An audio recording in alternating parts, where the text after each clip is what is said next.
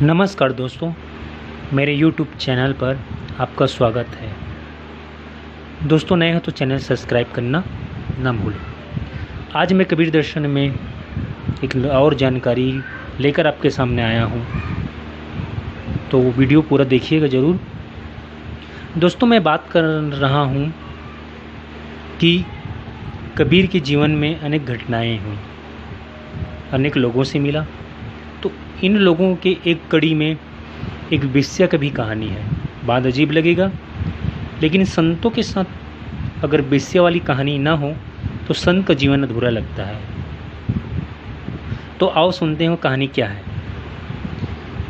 कहते हैं कि कबीर के कुटी के पास एक वेश्या का घर था, कोठा, जिसको कोठा बोलते हैं। वहाँ लोग आते थे, गीत संगीत चलता था, गायन चलता था, और इधर कबीर जी का भजन चलता था। तो उस वेश्या को अच्छा नहीं लगता था ये बात। एक दिन वो कबीर जी के साथ कुटी में गए और बोले कि महात्मा, आप यहाँ से चले जाओ, क्योंकि आपका जो भजन है वो मेरे को डिस्टर्ब करता है। हमारे यहाँ जो ग्राहक आते हैं, मेरे यहाँ आते हैं, उसको डिस्टर्ब करता है, आप कहीं चले जाओ। कबीर बोलते हैं कि आप अपना काम करो, जब आप मेरे को डिस्टर्ब नहीं करते हो तो मैं आपको कैसे डिस्टर्ब करने लगा। मुझे कोई दुख नहीं होता है कि आपके यहाँ क्या होता है, तो आप भी ऐसे ही एक्सेप्ट कर लो, मेरे को ग्रहण कर लो।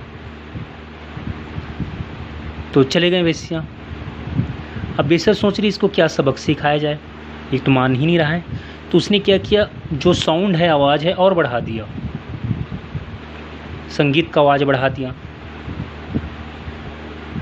फिर भी कबीर जी अपने मग्न हैं।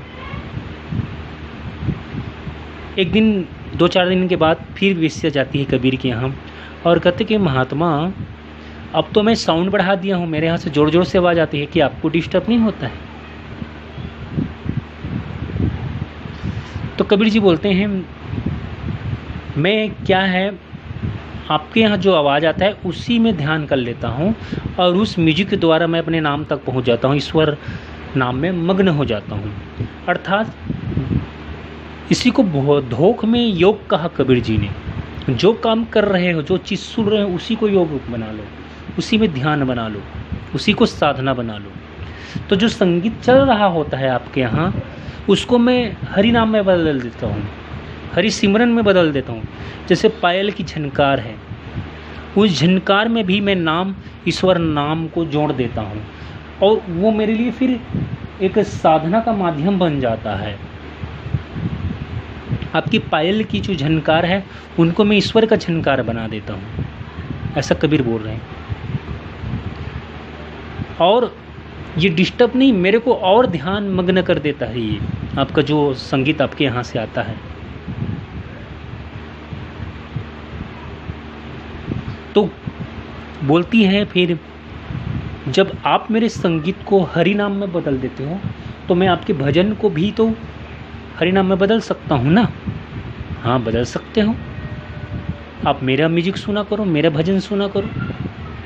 और कबीर जी का भजन वो वेश्या सुनने लगा। सुनते सुनते वो भी ईश्वर मग्न हो गई, और कहते हैं कि वो कबीर की भक्त बन गई। तो संतों ने इस तरह हर एक का जीवन बदला, तो वेश्याओं का जीवन भी बदला। यही कहानी यीशु मसीह के जीवन में भी घटती है, उसे और कभी मैं लाऊंगा। अभी हम कबीर के जीवन के, क्योंकि ये चैनल कबीर दर्शन के बारे में है, तो मैं कबीर दर्शन को समझाता हूँ। तो इस तरह कबीर ने वेश्या का जीवन भी बदला है। तो दोस्तों, जानकारी कैसा लगा कमेंट्स में ज़रूर बताइएगा। वीडियो लाइक करिएगा और शेयर ज़रूर करना। और एक चीज़ की, संतों ने कभी भेदभाव नहीं किया, कौन पापी है कौन पुण्यात्मा, उसने सबके जीवन को बदला। असली संत वो होता है जो सबके जीवन को बदलता है। ऐसा नहीं कि पापियों को दूर कर देता है और पुण्यात्मा को सुधारता है। अगर वो ऐसा करते तो संत हो ही नहीं सकता। संत वो होता है जो संपूर्ण मानव की बात करे, जो पापी और पुण्यात्मा की बात ना करे, उनके शरण में जो आए उन सबको बदल देता है। ऐसा भी कपड़ा को, गंदे कपड़ा को ही धोया जाता है, साफ कपड़ा को नहीं धोया जाता। क्योंकि जो होता है संत कहते हैं कि गुरु धोबी सिस कपड़ा, गुरु धोबी सिस कपड़ा, साबुन सिरजनहार, सूरत सिला पर धोई निकसे ज्योति अपार। कि गुरु को धोबी कहा, तो धोबी किसको धोता है? मैले कपड़ा को। इस तरह गुरु एक पापी को ही धोएगा ना, पुण्यात्मा का कोई काम ही नहीं है। पुण्यात्मा तो ऐसे भी अहंकार में, अरे मैं तो बुरा कर्म करता ही नहीं हूँ, वो ऐसे भी पुण्यात्मा अपने अहंकार में चूर होता है।